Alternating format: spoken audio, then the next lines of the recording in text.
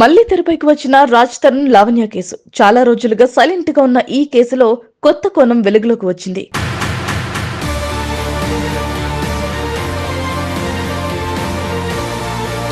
కాగా ఈ కేసులో కీలకంగా మారిన మస్తాన్ సాయి అలియాస్ మస్తాన్ను పోలీసులు అదుపులోకి తీసుకున్నారు. తనతో సహజీవనం చేసి పెళ్లి చేసుకుని ముఖం చాటేశాడంటూ గత ఏడాది జూలై 4న రాజ్ తరుణ్ పై లావణ్య నాసింగ్ పోలీస్ స్టేషన్ లో ఫిర్యాదు చేసిన సంగతి తెలిసిందే. మరి ఈ కేసులో అప్పట్లో తీవ్ర సంచలనంగా మారింది. ఇదే కేసులో తమకు పరిచయస్తుడైన మస్తాన్ సాయి చాలా మంది మహిళా ప్రైవేట్ వీడియోలు తీశాడని లావణ్య ఆరోపించింది. అలాగే తన వీడియోలు కూడా తీసి రాజ్ తరుణ్ కు చూపించి అతని నుంచి తనను దూరం చేశాడని తెలిపింది. మస్తాన్ తనపై అత్యాచారం చేసేందుకు ప్రయత్నించాడని పోలీసులకు ఇచ్చిన ఫిర్యాదులో పేర్కొంది. అంతేకాక డ్రగ్స్ సరఫరాదారుడిగా మారిన మస్తాన్ ఎంతో మంది మహిళలకు మాదక ద్రవ్యాలు అలవాటు చేశాడని తెలిపింది. వారు మత్తులో ఉన్నప్పుడు నగ్న వీడియోలు చిత్రీకరించినట్లు తాను గుర్తించానని ఫిర్యాదుల్లో వివరించింది.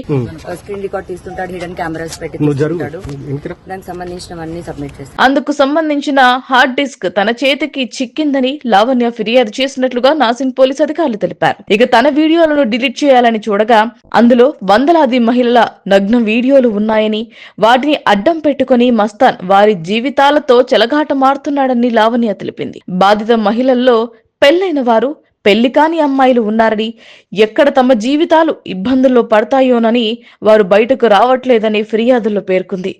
నగ్న వీడియోల హార్డ్ డిస్క్ తన దగ్గర ఉందని తెలుసుకున్న మస్తాన్ పలుమార్లు ఇంటికి వచ్చి చంపేస్తానని బెదిరించాడని లావణ్య ఆరోపించింది. ఇక జనవరి 31న మరోసారి ఇంటికొచ్చి టీవీ, సీసీటీవీలు, ఇతర వస్తువులను ధ్వంసం చేసినట్లుగా తెలిపింది. సోమవారం మరో స్నేహితుడితో కలిసి వచ్చి తనపై దాడి చేయడానికి ప్రయత్నించడంతో డైల్ 100కు ఫోన్ చేసింది. దీంతో కోకాపేటలోని లావణ్య ఇంటికి చేరుకున్న పోలీసులు అక్కడ డ్రగ్ మత్తులో ఉన్న మస్తాన్ తో పాటు అతడి స్నేహితులను కూడా అదుపులోకి తీసుకున్నారు.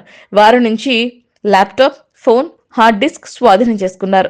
నగ్న వీడియోలు తీసి తనతో పాటు వందలాది మంది మహిళల జీవితాలతో ఆడుకుంటున్న మస్తాన్ పై చర్యలు తీసుకోవాలని లావణ్య చేసిన ఫిర్యాదు మేరకు పోలీసులు అతనిపై బిఎన్ఎస్ సెక్షన్ 329(4), 324(4), 109, 77, 78ల కింద కేసు నమోదు చేశారు.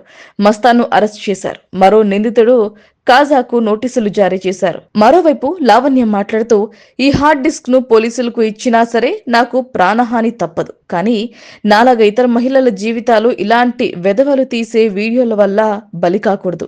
నాకు న్యాయం జరిగినా జరగకపోయినా కనీసం ఈ ఫిర్యాదు చూసైనా మహిళలు జాగ్రత్త పడతారు. పోలీసుల పట్ల పూర్తి విశ్వాసంతో అన్ని ఆధారాలున్న హార్డ్ డిస్క్ ను అందిస్తున్నా.